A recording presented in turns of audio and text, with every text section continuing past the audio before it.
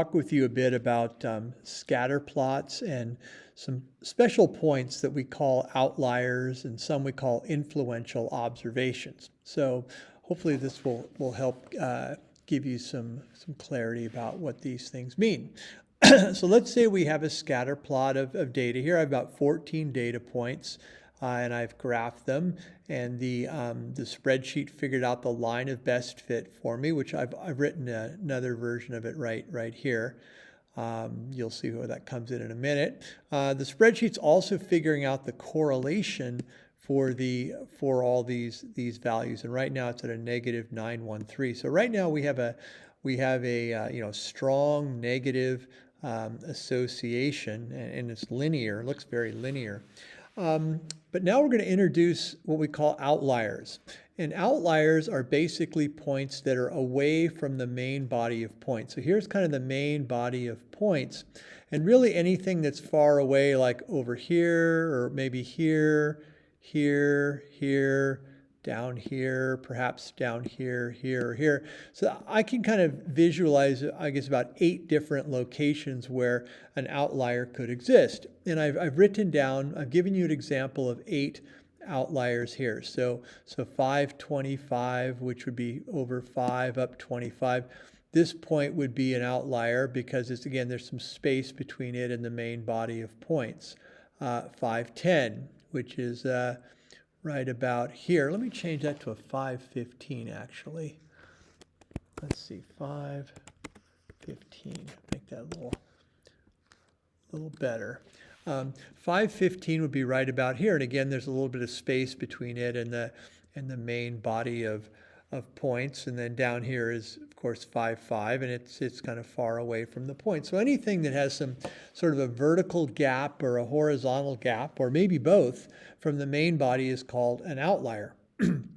Now, what I'm going to do is I'm going to put a few of these outliers in, and I'm going to see whether or not these points have any influence. And we call this an influential observation. Anything that affects the slope and or the correlation. So I've got a recording here of the equation, so that way you can see if the slope changes much, and also we can see if the correlation changes much. So here we go. So I'll start with the 5 points. I'm going to go to my scatter plot here. I'm going to introduce the 0.55, and it should graph the. Okay, so it put in the 0.55, and notice what it's done. It's taken the correlation, and it was originally a negative 913, and it changed it to a negative 137. So a very significant change in the correlation. Also, the slope has gone from 0.899 to a 141. So the slope has also changed considerably. In fact, the slope doesn't really seem to be running the same trend as most of the points in the scatter plot. So this 0.55 right here, this is very influential. And it changes the slope of the line significantly, and it changes the correlation quite a bit. So let me take that point out, and out there we'll go back to our original setup. Okay, so now let's take the 0.515 and let's see if it has any influence. I'm going to put in the 0.515, and there it is. Okay, so it too changed the correlation, but not as much as the first one, but it did change it from a 9.1 to a 7.1.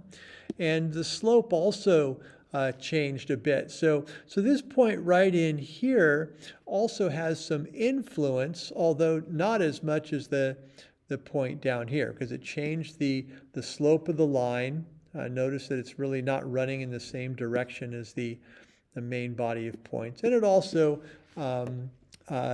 lowered the correlation.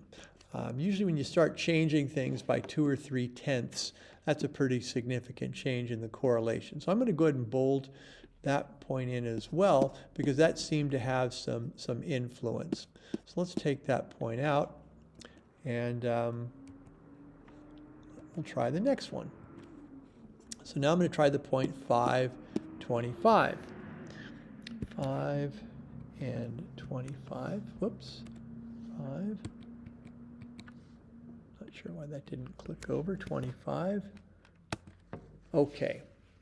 So let's see what this point did. Notice that the regression line didn't move very much at all. The slope changed, a little bit, but it really didn't have much influence on the slope, and it really didn't change the correlation very much either. So this 0.525, although it is an outlier, it really doesn't have the influence. It really didn't change the correlation at all, and it didn't really change the slope of the regression line. So I'm going to leave that one just sort of standard. So that one was not influential. And hopefully you're starting to see from this that the way you test to see if a point's influential or not is you put it in and you see if it alters the correlation and or the slope of the regression line. So let's go to this point 1525. 15 and 25.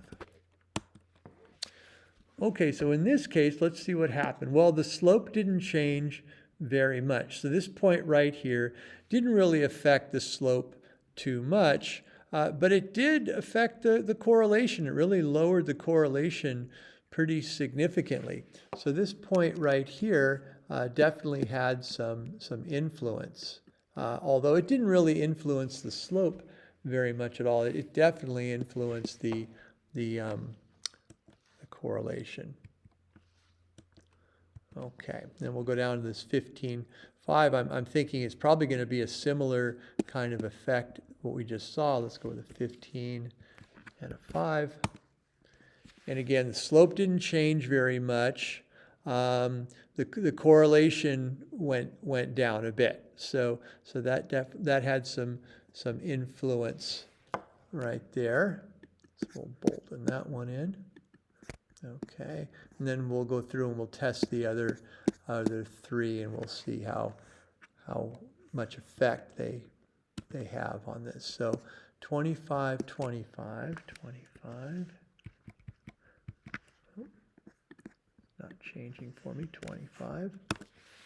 Whoa. Okay, so the slope definitely changed quite a bit, and the correlation really changed a lot. So that point right up here was highly influential. It changed things a lot. So, okay, we'll take that point out.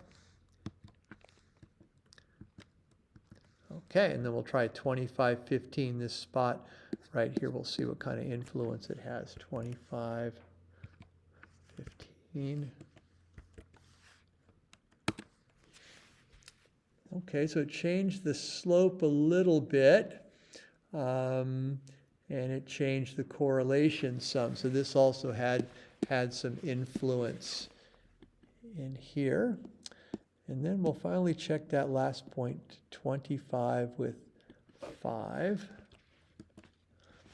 And so similar situation. This one did not really change the slope or the correlation very much. So these points right here and here, the 5, 25 and the 25, 5, didn't really have much effect, and that's probably because they're tending to, they stay in the same direction as the main cluster of points. So points here and here, although they're outliers, they're far away, don't really exercise a lot of influence on the correlation or on the slope. The points up here, 15.25 and 15.5, they didn't really affect the slope much either, but they did lower the correlation pretty significantly. And then these points that we had, the points I think over here and here were the ones that really, if you had a point here or here, you saw a lot of change in the slope and in the correlation. So again, the way you always test to see if points are influential or not is you either introduce them to the scatter plot and see if there's changes, or if they're already there, you can remove them and see if their removal changes anything. Thanks for watching.